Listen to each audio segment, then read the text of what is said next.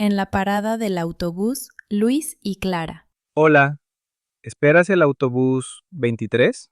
Sí, lo espero desde hace 10 minutos. ¿Tú también? Sí, siempre llega tarde, por la mañana. Qué mal. Tengo una cita a las 9. Entonces, espero que llegue pronto. ¿Vas al centro? Sí, trabajo cerca del parque principal. ¿Y tú? Yo estudio en la universidad que está en la misma calle. Ah, qué bien.